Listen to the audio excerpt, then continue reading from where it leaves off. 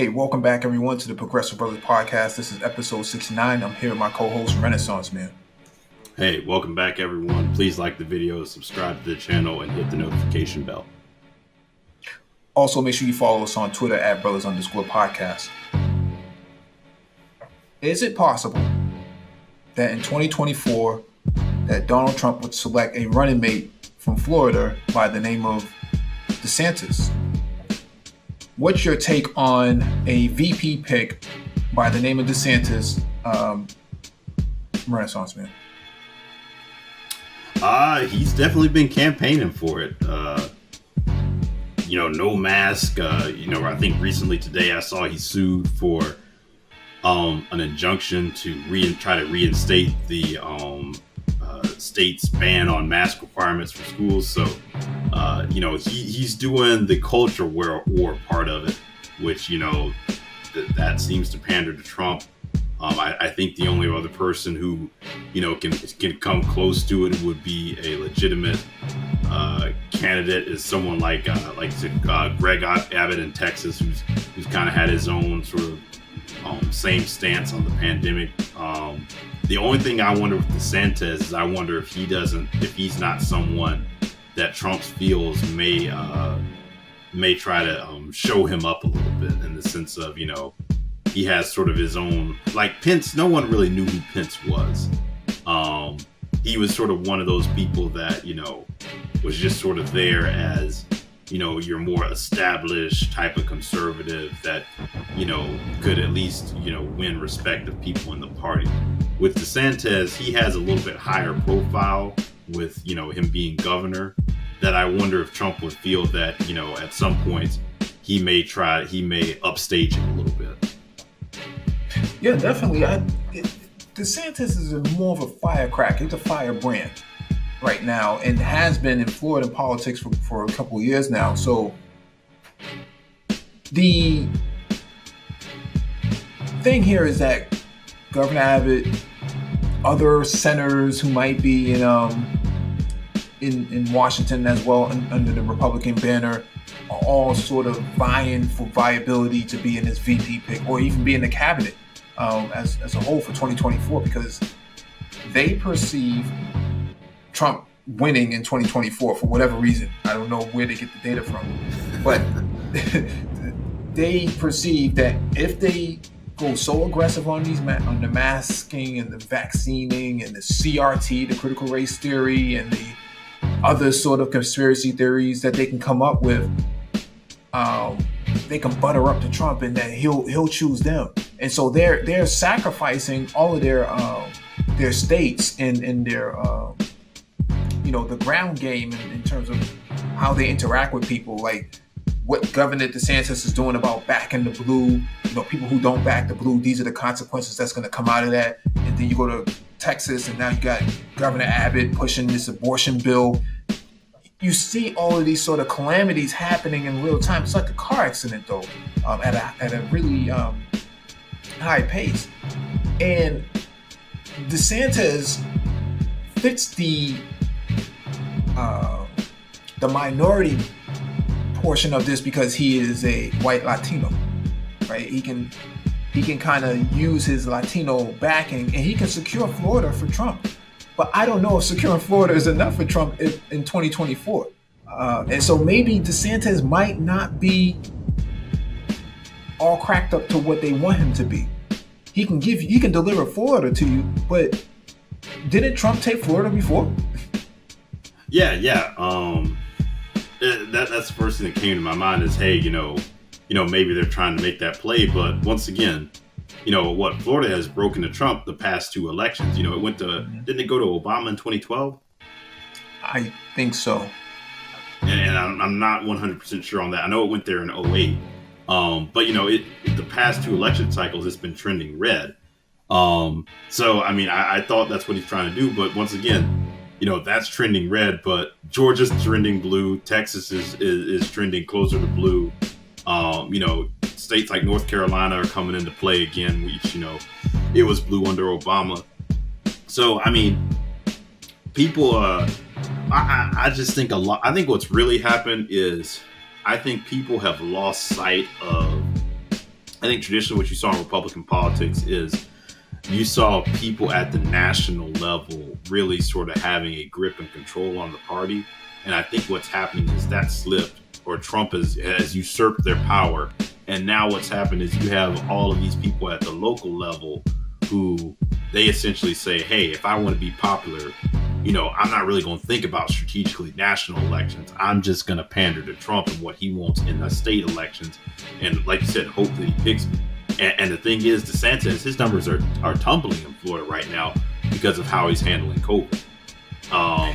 Which, I mean, like I said, repealing the mask mandates and things like that, literally sacrificing his own constituency, in the name of that. And I just think, when you start trying to take all these things and put it on a national level, to me, it just doesn't make sense because, I mean, truth be told, 2016, Clinton was a very unpopular candidate, never traveled to Wisconsin once in the presidential cycle while campaigning. So essentially lost the blue wall there. And then, so she loses then. And then, Trump then runs again in 2020 and, loses in a landslide. Like I said, loses Arizona, Georgia. So to me, it's kind of like when people are like trying to talk about a Trump DeSantis ticket, to me, it's like people aren't cutting bait and realizing, hey, you caught lightning in a bottle. Now, 8 years later, it's going to be even more difficult when you look at the demographic changes, who's going to be, now that you've ran, you've got a record, essentially, not to mention all of the damage that I think, people like DeSantis or Abbott are doing in their states. I just think it's sort of a fantasy of the far right. People who are mainstream political pundits can't think this is a good idea for a general election. Well, they have to be fanciful because there's no data to back up what they're saying, right? Oh, Trump got 75 million, votes. Yeah, I mean, they got the straw poll from CPAC. I guess that's what they're going on. Yeah, but you can't manifest that on the ground with the recent census and the changing on demographics. The country is becoming more and more brown, and by the time they run, it's going to be really brown, right? 2 to 3 years is going to be really brown, and so they're misinterpreting the popularity of Trump versus what's actionable on the ground. What would he be running his campaign on at this point? Because the economy, he did nothing for it in terms of before he left office. He didn't really do anything for it. It was in limbo because of COVID, but he did nothing to really subside the impact of what COVID left behind, right? He didn't really have any, he propped up a lot of the failing industries, American Airlines and Delta, JetBlue, these sort of failing brands in the airline industry, and even the cruise line industry. He kind of bailed those companies out, but those companies are not. They were big enough to fail, so to speak. And Trump did not really do anything in terms of the economy itself. He kind of just helped grease the palms, or at least the wheels of those vehicles, business-wise, but he didn't really do anything for the economy. He sent out one check with his name on it. That was one thing. Like, you needed way more than that to actually jumpstart the economy, or even kind of light a spark. And he didn't do any of that. DeSantis has so many deaths and COVID cases under his belt. I don't see how you can run at this point. The only one thing that DeSantis can run on is that he got $15 an hour minimum wage. Yeah, and I mean, that goes against, national level politics. You're playing into the far left's hands at that point. Mm-hmm. on that. And really, correct me if I'm wrong, that was a ballot initiative. That wasn't even DeSantis. I think they just voted on that in Florida in general. So I don't even know how much he really had to do with that. What he'll take credit for is the key point, right? That he'll take the credit for that we have $15 minimum wage. Yeah, that sounds good, but if people are dying more so than they're getting a paycheck, I don't know if that makes a lot of sense. And so maybe bringing DeSantis on as a VP looks good as a meme, but when it comes to the actionable data on the ground and the actionable political items on the ground that you need to actually accelerate a win in 2024, I don't know if this is the guy to do it. Yeah, I mean, I didn't even realize he was considered a Hispanic. I mean, when you say the name DeSantis, I get it, but I seeing him and I mean, is he someone who really is gonna be, tied and really going to be a champion who the Hispanic community is going to really, run to? Or is he going to be, Marco Rubio 2.0? Like, yeah, he's a Hispanic, but it's like, we know what this guy's here for. Yeah, well, he plays into that, right? He's kind of like, you're right to bring up Rubio, but he leverages the dissatisfaction of that Latino base, and it works to his advantage. He exploits that. And so from a perception standpoint, he does fit into that lens of, he's not really white like Trump, but he is more like them. And I think that's what they're gravitating towards, right? Because Jeb Bush kind of ran off of the same platform, right? He's this white guy who can speak Spanish. His wife is Spanish. She's a minority. And so therefore he's kind of half a minority. Well, I was going to say, I think, he's Hispanic the same way Ted Cruz is Hispanic. Like, he's someone like, I get it, Cruz last name, but his real name is Raphael, and he calls himself Ted to sort of distance away from being, too Hispanic. Yeah. And to an extent, it works to his advantage, but it doesn't work enough to get him at the dance, right? The big dance of presidency, right? That hasn't worked for Ted Cruz. It hasn't worked for Marco Rubio. Maybe his ears might be too big. It hasn't really worked for a Latino sitting politician at all, from what I can gather. I mean, they try to lament and hold on to Ronald Reagan's statements in the 80s about the Latino community is conservative. They just don't know it yet. And I'm like, I don't know if they're really all that conservative. They're Catholic, mostly Catholic. Some of them are Christian. They believe in strong families. That's the extent of it, but you have a lot of people on the left who believe in strong families too, especially in the black Christian church, the black family, the family gatherings, and what do you call it? You guys have this in the South. Family reunions. Family reunions. How can people say that that's a litmus test for conservatism if black people have been doing this for a long time? For generations, and they still vote to the left. Yeah. I think also too, the big thing, elephants in the room, is going to be, immigration. People can dance around. I have a friend who works in California, and he said, he was saying, a lot of the Hispanic population there was actually in favor of, basically deportation and, very pro-Trump. But I was like, yeah, but here's the thing, like, some people don't want to acknowledge and realize about this is, it's not really an immigration argument. It's an anti-Hispanic type of argument. When you look at the people who are really, anti this, and you look at the propaganda that comes out against, people getting killed or, cartels, and people think, those people are coming from the perspective of, they'll claim, hey, it's because of, they came here, quote unquote, illegally.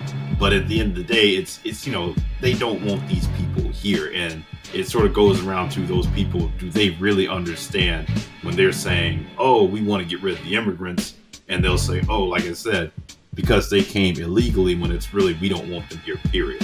That's sort of the elephant in the room that I don't think you're going to be able to dance around with the Hispanic community.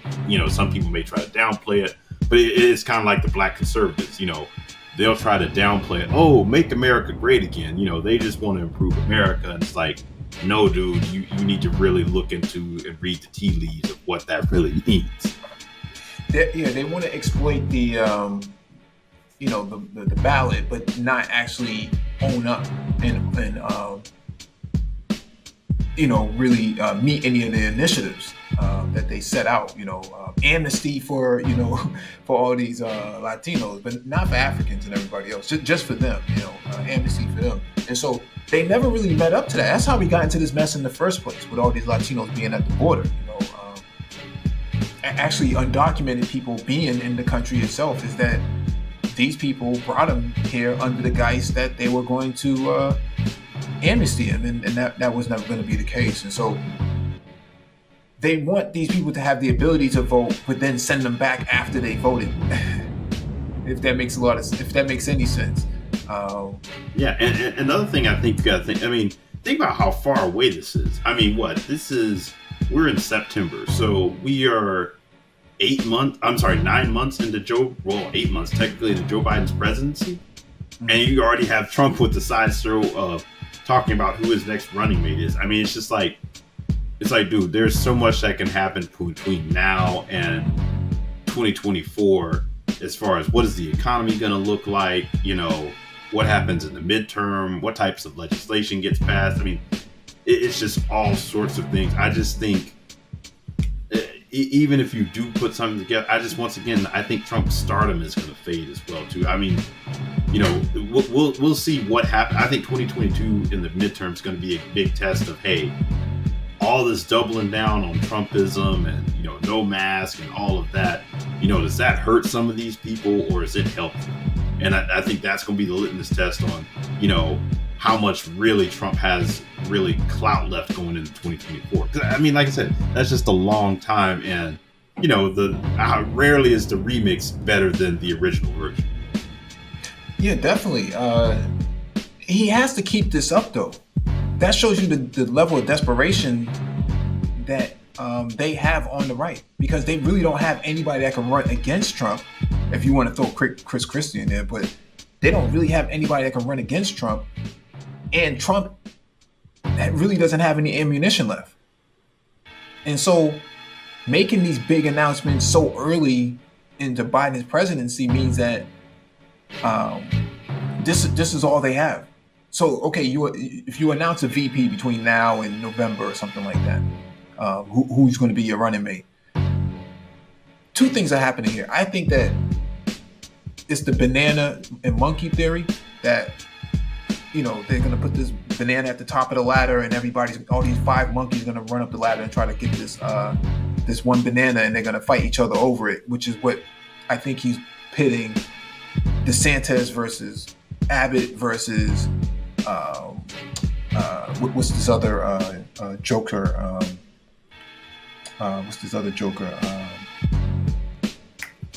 Ron Johnson and some of these other all these other yo-yos, right? Who think that they're going to be chosen. They're going to be the chosen one, at the end of the day. And I'm saying Trump may be playing this as everyone needs to bash each other to get that one banana at the top of the ladder. But when it comes to actually choosing somebody, he can keep the grift going. He has to keep this grift going primarily because he really doesn't have anything. His daughter and Jared Kushner are no longer part of the campaign at all. They're completely separate from the current Trump campaign going right now. They're not even messing around with him. Only Don Jr. and Eric is around. But in terms of the original team that he had before, they're not around. I mean, they got to protect their brand. I mean, they already, basically Jared and Ivanka had a lot of, a circle in New York where, Trump had sort of alienated a lot of people. And, essentially, they moved to Florida. That circle of friends kind of disowned them. And, if you're their age, you got to think, hey, Trump at the end of the day is almost 80 years old himself. So, Father Time is got the clock running on him. But if you're someone like Ivanka, you got to think of, hey, what am I going to do, in a situation where, these charges pending against Trump, or what's looking like, what could be an undoing of the empire and, essentially inheritance money to a certain extent.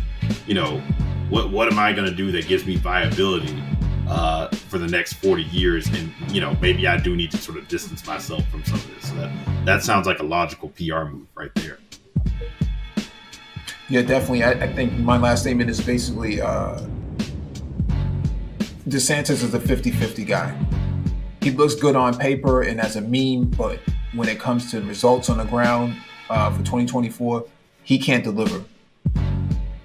Yeah, I agree. I think it's basically, hey, like I said, when you look at the CPAC polls, those were the top two. I think it was almost a split.